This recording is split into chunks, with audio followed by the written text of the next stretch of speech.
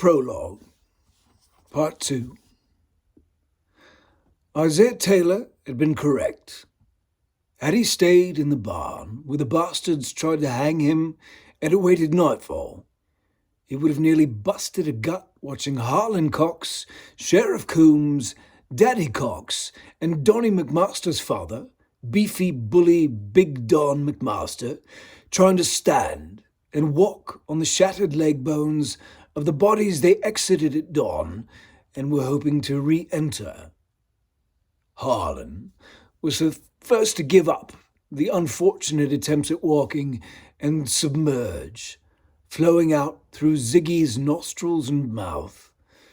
With no empty vessel awaiting him, the mist of beingness, the soul, for lack of a better term, evaporated, seeming to wink out of existence. Harlan awoke in the desert.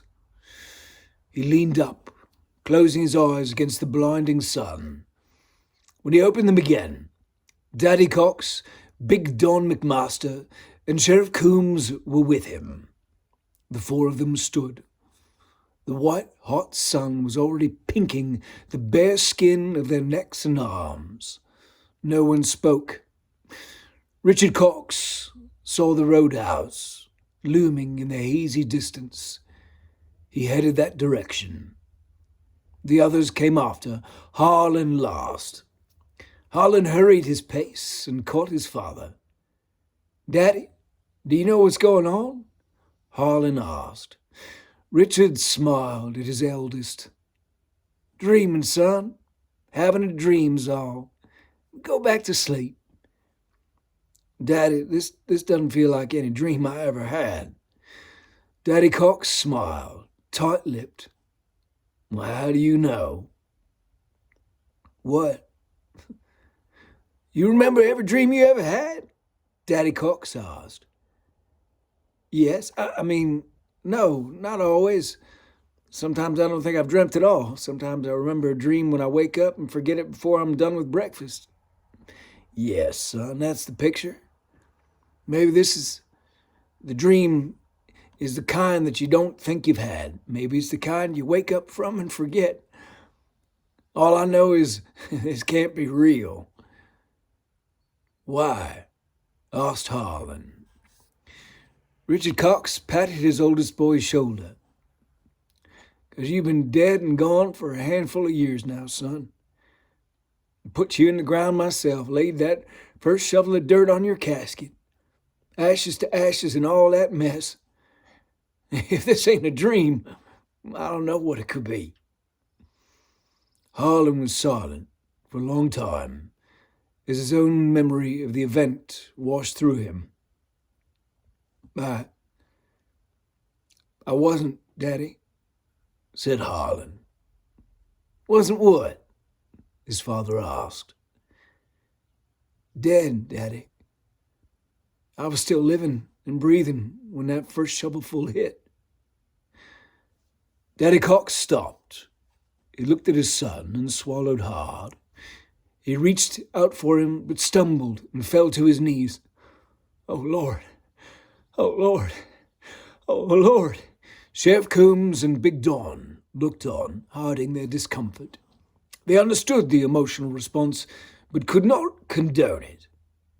Harlan knelt by his father and grasped his hands. "It's okay, Daddy.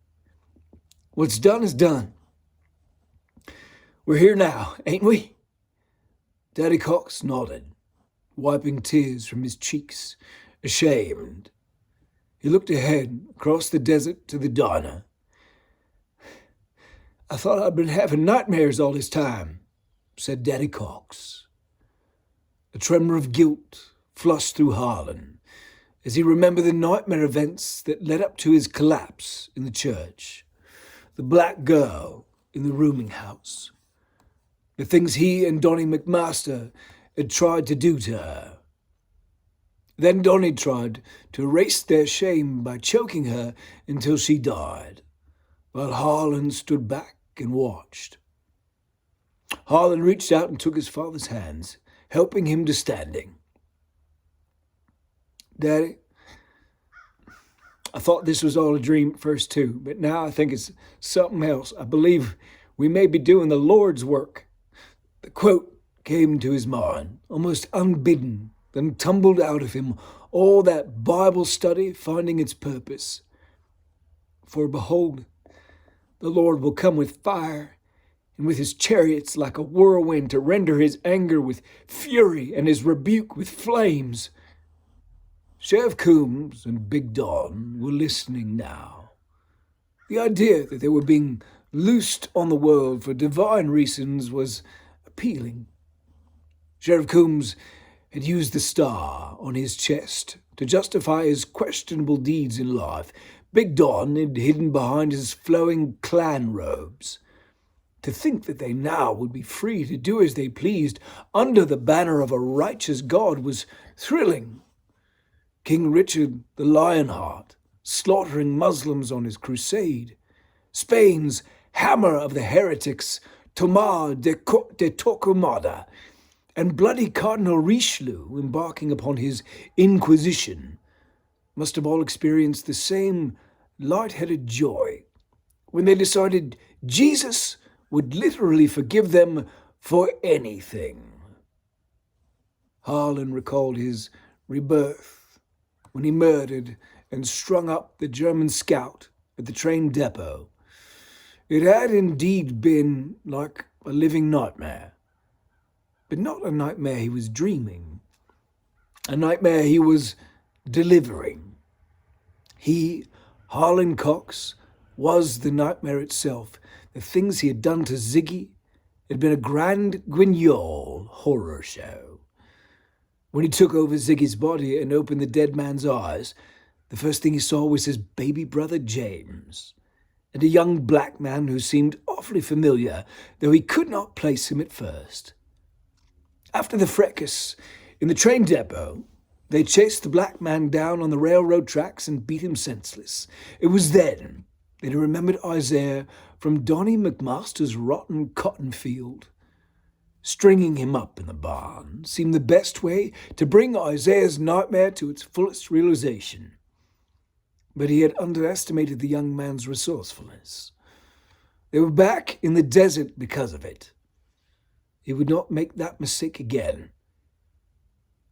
Yes, Daddy, I believe we're doing the Lord God's work, Harlan said. He took Daddy Cox's hands and helped him to his feet. Richard Cox took out his handkerchief and blew his nose. He stashed it away and squeezed Harlan's hand. Well, all righty then. That being the case, let's go see what that old lady'd like us to go from here. Mayhap there's more to be done. Maybe our earthly work is over, and the Lord is ready to bring us to his bosom, Daddy Cox said. Either way, standing out in this heat with our thumbs up our butts ain't going to cut it. Daddy led them on, pressing on through the heat toward the distant roadhouse. Harlan, Big Don, and Sheriff Coombs followed. The three cavalrymen charged along the creek bed through the falling snow. The sounds of the horses' breath, their hooves breaking the thin layer of ice, the rhythmic slap of sabers against hips, were the only things Sergeant Darren Tremaine could hear. But he did not need to hear it to know what was behind them. He witnessed the men pouring through the barbed wire in slobbering pursuit of Isaiah, and gladly turned his horse to follow Major Danforth and Lieutenant Hugh as they galloped away. Death was coming. When Major Danforth reined in, Tremaine had to yank his horse's head sharply to match him. Split off! Sergeant Tremaine go south, Lieutenant Hugh ride north. I'll continue west as long as I can. Rally at the barge in San Quentin by dawn. But for God's sake, don't turn for it until you've evaded pursuit. Yes, sir, said Tremaine. Major Danforth wheeled his mount and galloped west along the stream. Lieutenant Brian Hugh turned north. Sergeant Darren Tremaine kicked flanks and headed into the snowy woodlands in the opposite direction. Tremaine rode hard through the snow for a mile, then eased to a walk. Killing his horse would avail no one, most of all himself. He patted Bathsheba's neck and brushed snow from her mane. Good girl, good girl. He looked back, wondering if perhaps the hunters had missed the moment when the three had ridden their separate ways. As lucky as he'd been throughout all his life, he doubted he was that fortunate. Darren was the youngest of the three Tremaine boys. A surplus baby, a surprise arrival. Perhaps one child more than his parents were prepared to govern. Gavin Tremaine was the eldest, the well-groomed apple of his father's eye. His actions and opinions were meticulously structured. He was the future of the Tremaine family name. Making certain he survived and thrived, that he burnished the family honour and appreciated its value, was vital. He rose to become a rigid statesman, a member of Parliament, staid and regal in bearing, his upper lip as stiff as they come beneath its handsome moustache. Gavin expressed envy when his younger brothers went off to war, but Darren knew the military would not have suited his eldest brother. Even though his father could have purchased him a lieutenant's commission, Gavin's strict upbringing left him relishing and requiring control. Following orders from men he considered his inferiors would have driven him mad. Second-born, Cyrus, came into the world quiet and demure. He was sickly as a babe, and his parents lost years of their lives fretting over his abilities to survive infancy. But the boy's genes were strong, and although he would not have lived to see his first birthday in any century prior, the physicians of London kept the baby breathing until he could grow and thrive on his own. By the time Cyrus turned 1, he was out of imminent danger, to his parents' great, sweeping, weeping relief. Suffering through that first year only to lose the boy to pneumonia or the like would probably have killed both of them. There was a brief reprieve when all seemed right with the world. Then Darren surprised them by showing up in his mother's womb, and all the fatigue they had accumulated hit at once. Between managing the eldest, trying to make certain of his future as the face of the family, and unable to shake the habit of worry over sickly Cyrus, Darren was left to his own counsel, for when he came screaming into the world, they were too tired to make any attempt at governance. The youngest Tremaine would have to seek life's boundaries on his own. For most of his youth it worked out wonderfully for him. He did as he pleased, when he pleased, and damn the consequences, for there usually were none for a wealthy, white child of the upper class. That is, until he discovered the army.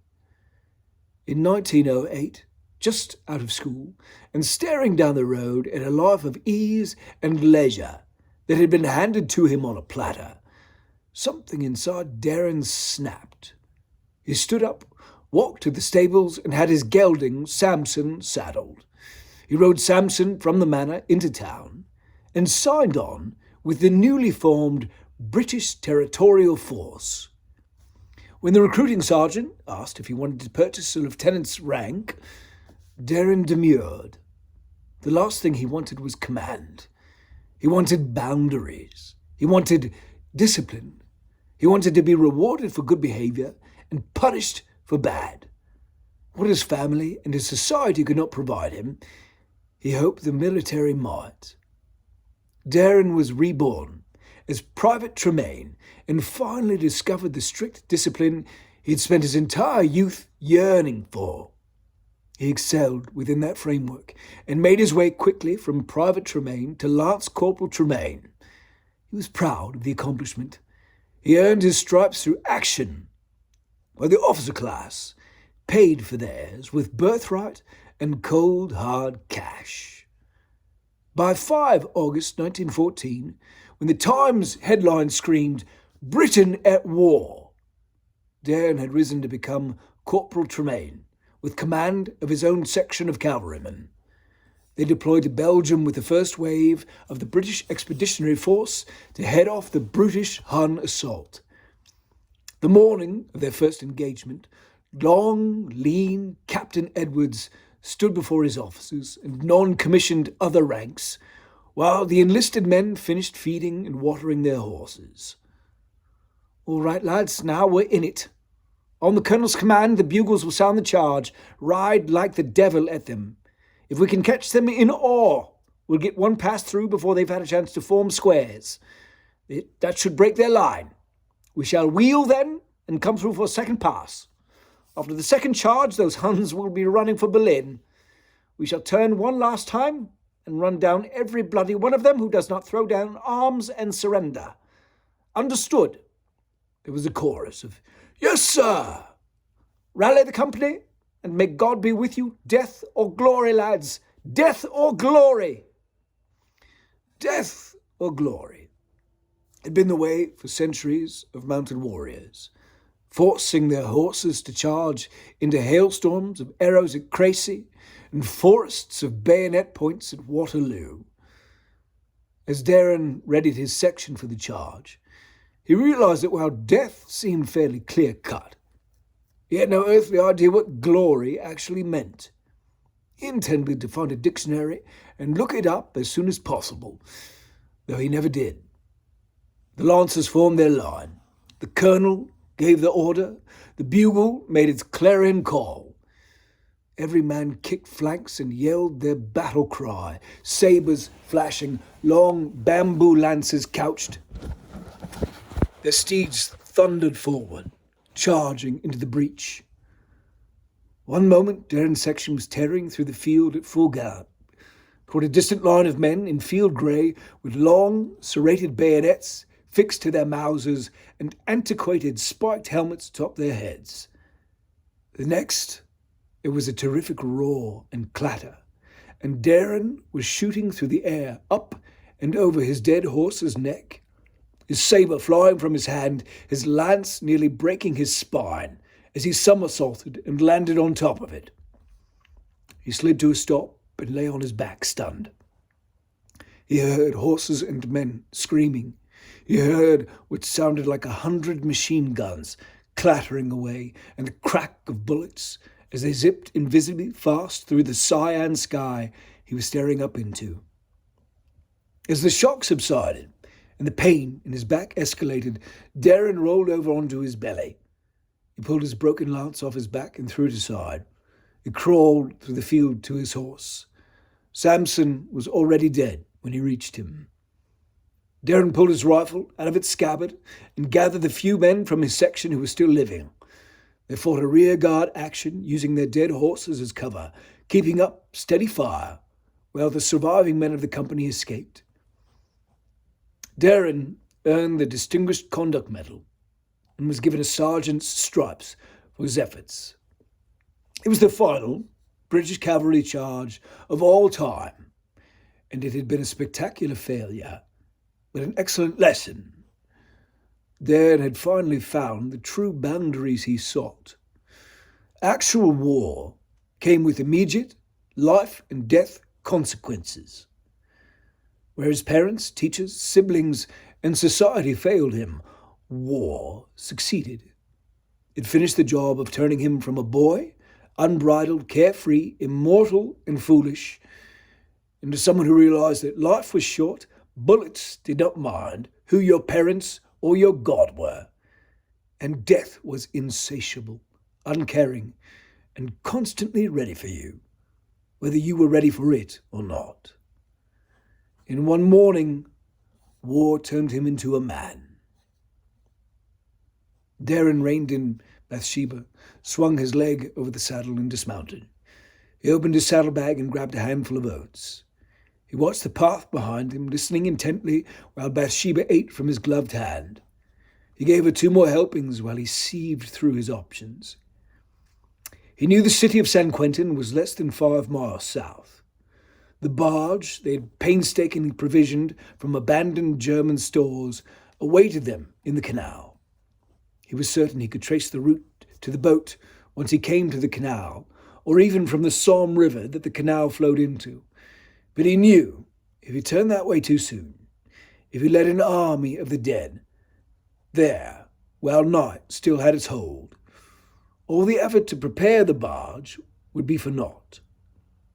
A bone-chilling howl echoed in the wilderness. "Christ," murmured out of him. He mounted and let Bathsheba walk while he checked his compass. He was headed south. The direct ride to San Quentin would take less than an hour. If his horse did not collapse, if he did not run headfirst into an unexpected band of the dead, he could reach the city and make course corrections then. For now, putting distance between himself and the dead men he felt coming was all that mattered. He urged Bathsheba to a trot and pressed on.